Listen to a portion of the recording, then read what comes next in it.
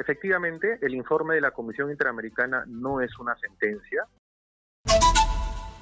Nosotros le damos la bienvenida a Miguel Ángel Soria, ex viceministro de Justicia y Derechos Humanos. Él está en realidad embullido, empapado en derechos humanos y por eso queremos saber su opinión. Bienvenido, ex viceministro Soria, a Exitosa.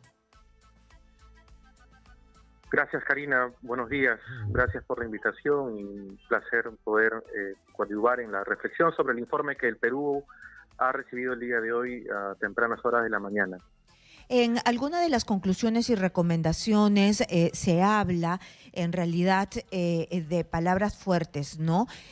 Ya ha quedado medianamente claro, si es que usted me quiere profundizar en eso para que no quede ninguna duda. Esto no es una sentencia, estas son recomendaciones, es una mirada de una comisión, pero que no está culpando al Estado de masacres, ni de ejecuciones extrajudiciales, ni asesinatos, sino que está diciendo que esto se tiene que investigar. A ver, primero, efectivamente, el informe de la Comisión Interamericana no es una sentencia. En el ámbito internacional, las únicas instituciones que dictan sentencias en el sistema interamericano es la Corte Interamericana de Derechos Humanos, en el sistema europeo, el Tribunal Europeo de Derechos Humanos, en el sistema africano, la Corte Africana de Derechos Humanos y de los Pueblos, y en el ámbito internacional, en los contenciosos entre estados, la Corte Internacional de Justicia. Son las únicas instituciones internacionales que dictan sentencias y que evidentemente tienen un mandato obligatorio, es de obligatorio cumplimiento para los estados que forman parte del proceso. El informe de la Comisión Interamericana al que ya hemos tenido acceso hoy en el Perú forma parte de lo que se conoce en el derecho internacional como el sistema de informes periódicos. Mediante el sistema de informes periódicos, diversas instituciones internacionales dedicadas a la promoción y protección de los derechos humanos, como la Comisión Interamericana de Derechos Humanos en este caso, o como los diversos comités de Naciones Unidas creados en virtud de tratados, periódicamente reciben informes de los estados sobre el cumplimiento de sus obligaciones en materia de derechos humanos, pero de carácter general. No individualizan a ninguna víctima en concreto, sino que se refieren a una situación general de derechos humanos, como ha ocurrido en el presente caso. Si bien es cierto, se señalan nombres, ¿no?, para de alguna forma evidenciar determinada data en este informe. Lo cierto es que no se declara en ningún extremo del informe de la Comisión Interamericana la responsabilidad internacional del Estado por violación de derechos humanos, porque no es el foro, no es el ámbito, ¿no? Para eso tiene que haber un contencioso, la Comisión Interamericana tendría que recibir una petición que contenga una denuncia por violación de derechos humanos, identificando a víctimas concretas. Luego esa petición debe ser trasladada al Estado para que el Estado responda y seguir todo un procedimiento que por lo general en la Comisión Interamericana se toma unos 6 a 8 o 10 años incluso, ¿no? Muy pero bien, este informe, pero el informe una evaluación global de la situación. es una evaluación global, muy bien, pero este informe en sus conclusiones y además en todo el informe es bastante duro, ¿no? Porque yo estaba leyendo algunas de las conclusiones y en el caso de Ayacucho, aunque habla de, se registraron graves violaciones de derechos humanos que deben ser investigadas, habla de que se deben ser investigadas, podrían calificarse como una masacre. Y masacre en términos de derechos humanos es enorme, profundo, fuerte, ¿o no? Sí, efectivamente. Yo allí tengo una observación sobre este calificativo jurídico de masacre en lo que se refiere a la Comisión Interamericana. Los estándares del sistema interamericano, cuando la Corte Interamericana ha resuelto sobre masacres, el estándar es más alto. No hay duda de que lo que ha ocurrido en el Perú y ha sido de alguna manera informado por la Comisión Interamericana, hay evidencia de que existen casos, ¿no?, por parte de policías y militares tal vez, no lo sé, eso es cuestión de investigación, de que sí ha habido un uso excesivo de la fuerza y que en tanto se usa de forma excesiva la fuerza, se genera una violación de derechos humanos cuya calificación jurídica se llama ejecución extrajudicial. Pero la masacre tiene un estándar más elevado, es más alto. Por ejemplo, un caso de masacre supone una premeditación. Un caso emblemático en el Perú, grave, lamentable, fue el caso de la masacre de la comunidad campesina Santa Bárbara, en Huancavelica. Un caso en donde militares peruanos, ¿no?, detuvieron a varios campesinos de la zona de la comunidad Santa Bárbara, pensando o considerando que eran terroristas o presuntos terroristas, lo llevaron a una boca de mina y a todos les dispararon ráfagas de bala y los mataron a todos a la vez. Eran 16 personas. Y para desaparecer los cuerpos, introdujeron los cuerpos a la mina y los dinamitaron y explosionaron. Entonces, allí me quiero detener.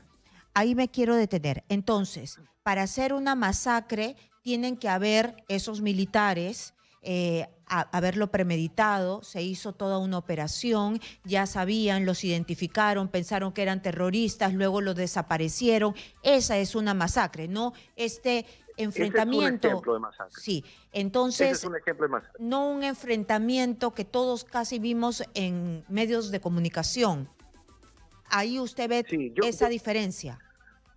Yo creo que aquí hay una calificación jurídica excesiva por parte de la Comisión Interamericana. No hay duda de que se tratan de ejecuciones extrajudiciales. Eso quiero dejarlo claro, porque en tanto un agente estatal, sea policía o militar, hace un uso excesivo o desproporcionado de la fuerza y causa la muerte a una persona, eso es una ejecución extrajudicial. Eso es una ejecución extrajudicial. Ejecución extrajudicial es cuando el efectivo policial o militar hace el uso excesivo de la fuerza, porque desde el Estado se han defendido diciendo varias veces de que cuando se ven rodeados, cuando la turba los sobrepasa, tienen que defenderse y que eso está como que amparado por la ley. Sí, efectivamente. Los estándares internacionales sobre el uso de la fuerza significa que el uso de la fuerza, y en un grado más extremo, que es el uso de la fuerza letal, donde se trata ya de matar a una persona, tiene que ser sumamente excepcional, tiene que ser inminente, ¿no? O sea, que se va a producir en ese momento. Y evidentemente tiene que ser para servir otros bienes jurídicos, otros derechos fundamentales, ¿no? O el propio derecho fundamental de quien ejerce la fuerza. Entonces, eso es objeto de investigación. La Comisión Interamericana no ha concluido exactamente de que eso ocurriera, pero existen datos que razonablemente nos pueden llevar a que sí ha existido una ejecución extrajudicial o algunas ejecuciones extrajudiciales. Eso finalmente en el Perú lo tendrá que determinar el Ministerio Público, ¿no? Claro, eso como es las personas que no tenían nada que ver y estaban pasando, que eran transeúntes y se han visto asesinadas, ¿no? Y que han sido asesinadas. Efectivamente. Bueno, entonces ahí está el tema de la masacre, ¿no? Luego también no me queda claro porque no lo contextualizan bien. En el punto 291, 291 hablan de los excesos en el caso de Juliaca, ¿no? Como si fuera indicado todo esto en el marco de una compleja situación violenta que inició con enfrentamientos dentro del perímetro del aeropuerto, en donde las fuerzas de seguridad fueron atacadas con piedras, palos y fuegos pirotécnicos como avellanas. ¿Qué es lo que nos tratan de decir aquí? Porque dicen que sí hubo un uso excesivo e indiscriminado de la fuerza por parte de los agentes del Estado y tratan de contextualizar, pero ¿qué nos quieren en realidad, qué dicen, no? Hubo este uso indiscriminado a causa de un desborde social, pero no lo dicen exactamente. Quiero que usted nos ayude a entender esto, pero después de la pausa comercial, porque son las 11:30, me tengo que ir a una pausa. Espérennos, por favor, espérennos y retornamos rápidamente. Nosotros estamos conversando vía Zoom con Miguel Ángel Soria, ex viceministro de Justicia y Derechos Humanos y acaba de ser candidato a la Defensoría del Pueblo, un proceso que aún no termina en el Congreso de la República. Muy bien, yo le estaba preguntando por el tema del informe de la Comisión Interamericana de Derechos Humanos. En el punto número 291 hacen referencia a el caso de Juliaca. La comisión observa que en esta ciudad se habrían presentado situaciones de uso excesivo e indiscriminado de la fuerza por parte de agentes del Estado que habrían resultado en graves violaciones de derechos humanos en contra de los participantes de las protestas como de terceras personas. Como fuera indicado, todo esto en el marco de una compleja situación violenta que inició con enfrentamientos dentro del perímetro del aeropuerto, en donde las fuerzas de seguridad fueron atacadas con piedras, palos y fuegos pirotécnicos como avellanas. Es decir, esto no parece que no lo ven como un enfrentamiento. A nosotros el Estado nos lo presentó como, en las pocas explicaciones que se ha dado, como que los militares y los policías que estaban a cargo estaban en peligro de muerte. Utilizaron sus armas porque estaban a punto de ser asesinados por la turba. Es más, nos presentaron a los heridos. Entonces, aquí, en este punto, no se refleja eso. Sí. Mira, Karina, aquí lo que tenemos que tener en cuenta es que lo que está al final como conclusión de la Comisión Interamericana no es una conclusión final, no es una conclusión en la que señale que el Estado peruano es responsable por lo que allí pone en condicional. Porque esa conclusión del párrafo 291 está escrita en condicional. ¿Y por qué? Porque en el curso del informe, la Comisión Interamericana toma información de las denuncias que se han realizado en su visita al Perú. Entonces, por eso es que lo pone en condicional. ¿Por qué? Se tratan de información que diversas ONGs del Perú, como la Coordinadora Nacional de Derechos Humanos, medios de comunicación como Huayca, seguro el IDL, no recuerdo una cita sobre ellos, pero se tratan de medios de comunicación o instituciones que han denunciado violaciones de derechos humanos, con legítimo derecho. Sí. Sin embargo, del otro lado, el Estado, el gobierno, también brinda una información diferente, ¿no? Es que el uso de la fuerza no habría sido desproporcionado, sino legítimo. Porque si el uso de la fuerza se realiza de manera legítima y se priva de la vida de una persona con ello, eso no se trata de una violación de derechos humanos o de violación del derecho a la vida, sino un ejercicio legítimo del uso de la fuerza. Pero estas dos posiciones contrapuestas, ¿cierto? En todo caso que la Comisión Interamericana debió consignar también en su informe, debe ser precisamente investigado por el Ministerio Público.